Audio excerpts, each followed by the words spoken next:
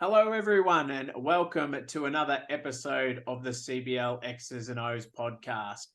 I've got Reese handwriting from the Traralgon T-Birds joining me today to review round one of the Gippsland Conference, and what a round it was, hey, Reese? Yeah, it was really exciting. Some really close games. Some games went to double overtime, some overtimes, some really big scores as well put on the board. Ready to get into it. Certainly. So we'll start with the Gippsland men, and we'll start down in Sale, who couldn't get the Bickies over Currumborough, going down by 1 point. What did we see in that game? Look, very physical. Physical contest, really tight. All came down to the last possession from the reports I got. Obviously, Matt Cannell, do apologise, butchering names. Joel Linguick, 25 and 22 apiece. And then for Sale, over in Sale, we had Jake Hutchins with 21 and Bailey Harrison with 14. So from the looks of it and the box scores there for the points, it was pretty even spread across majority of the players.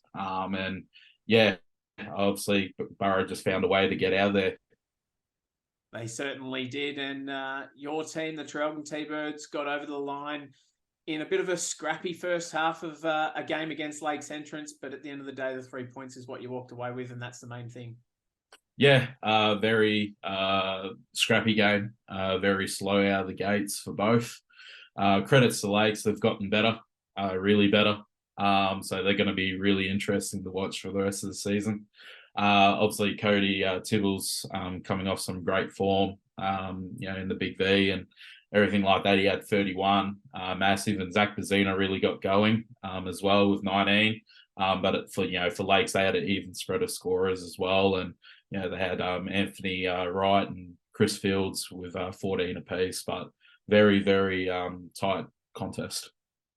And then just down the road in Morwell, Mafra got over the line there, 76-57, and a nice game high from our old mate Sam Whelan with 35. It obviously set the tone for Mafra for the game.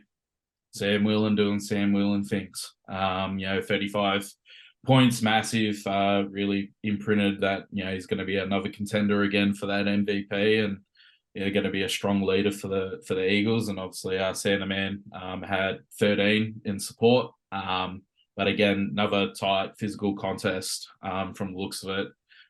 Jordan Canavan, obviously Mr. Reliable for the last few years, and with 17, and Jesse Bow with 12. So another great game. Only 19 points, but again, I believe it was only blown out towards the end. And Warragul hit the road down to the Southern Peninsula and walked out with the win. It was a cracker game down there. And how do you vision that one going? Look, I thought Warragul may have been a little bit overpowerful on paper, but obviously didn't work out to be a big blowout as such. But credit to the Southern Pen, they got a very young list from what I looked through. With Warragul, you had Jordan Gukia with 23. Murray Myers, being a steward for Warragul for many, many years, he had 19, and they had an even spread of scorers again.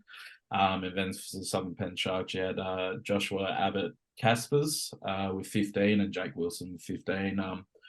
Very high-paced game from the sounds of it. It was very quick up and down the floor, and it was causing troubles for both teams with their defense.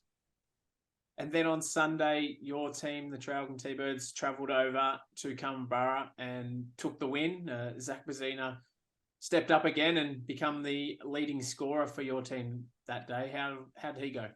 Yeah, again, straight into great form to start the season, 25 points. He's just going to get better and better, I think, as the season goes. He's going to be a lethal shooter as well as a creator. Really nice game by Bez there. And Jared Kingchurch is coming off the Achilles as well, had a really solid weekend. He had 17 that game. He's just going to get better and better as the season goes. Credit to Currumborough. We only got away, I think, in the last quarter, just. They put up a tremendous effort and physical game. Joel Lindblick had 34. He was a force to reckon with, and supported very closely by Matt Cannell as well. And look, they were very physical, and we barely got out of there. So credit to the Cats there. And on Sunday as well, we had Moe defeat Pakenham in what was a double overtime game. Some massive individual scorers here. Yeah. Where do I start? Reigning co-MVP Austin Shelley did not disappoint. 48, which is insane.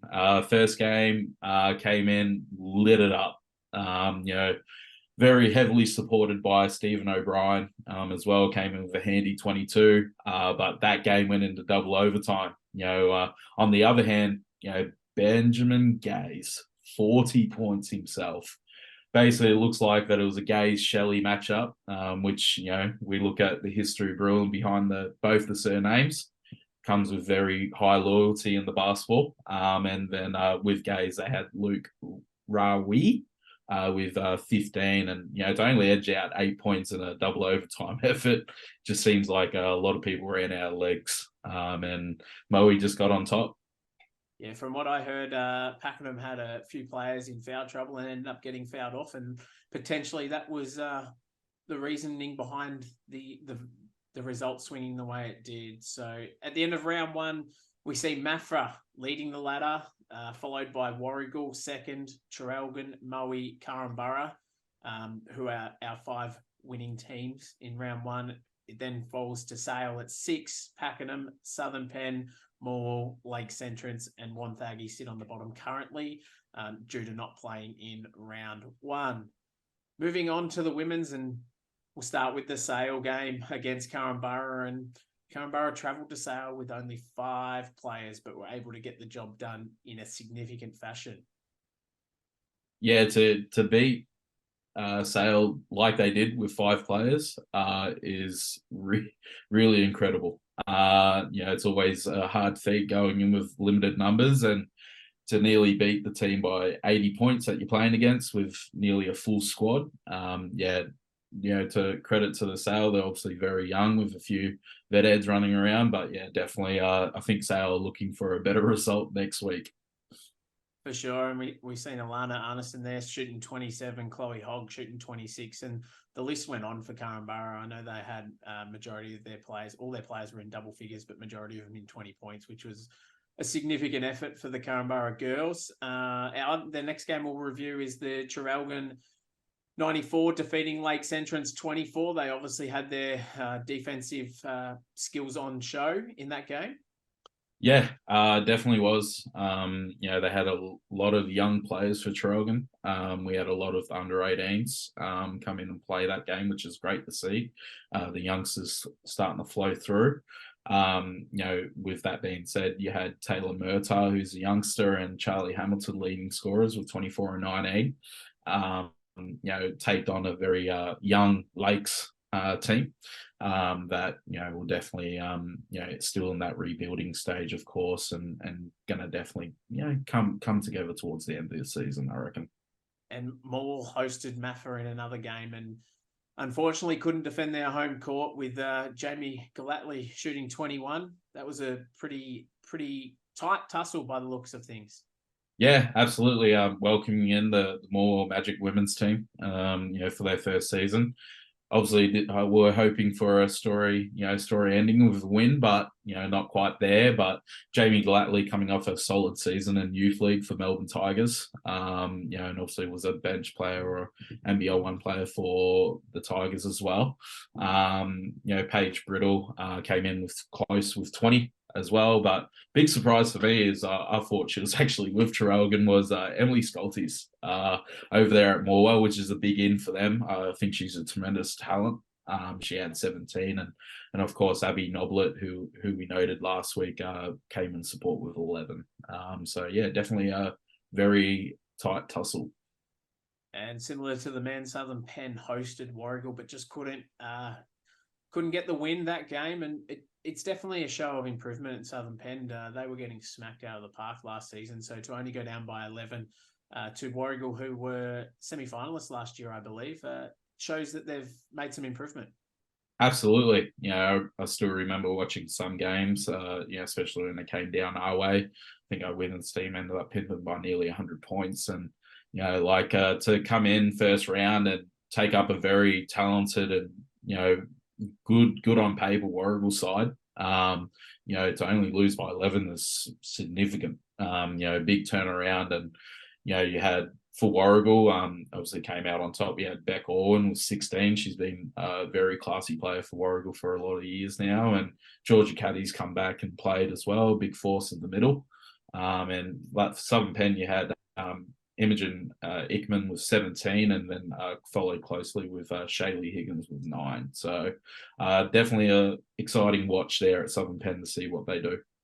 And Currumbara women 62 were able to get over the line against the Traralgon T-Birds 60.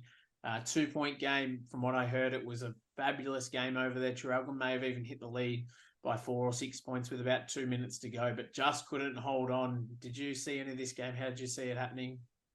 They came in and it was a great defensive battle. Very tough. Not really anyone giving an inch. From all reports I got, I wasn't there personally, but Currumbara coming off a big win on Saturday night. Come in and I didn't think they were quite expecting the quite tight contest it was planned out to be. But yeah, look, they got over the line in the last minute or so of the game, and they just held on to obviously get rid of our lovely Traralgon women. But with that being said, Megan Cooper had an awesome game with 17, followed closely with Chloe Hogg with 15, and then we had Sam LeBros play her first game this weekend, and she came into immediate effect with 22, and then Taylor Murtaugh again hitting the high scoreboard with 15.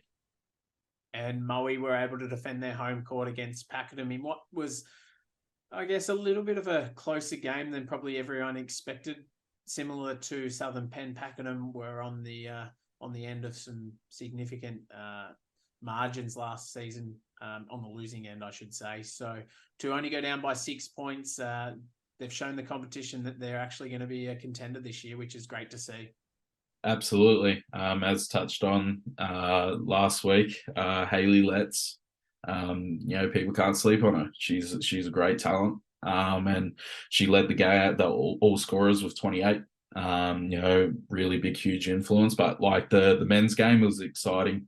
They set the standard for it, I guess, for a close contest. And Eberly Sarnes came in with 14 behind Hayley, but over at Moe we had Tani Hodgins with 14, and obviously Michelle Clark Mish with 13. Exciting times for the Gippsland Women's Conference. It looks like that it's going to get more competitive as the season goes on.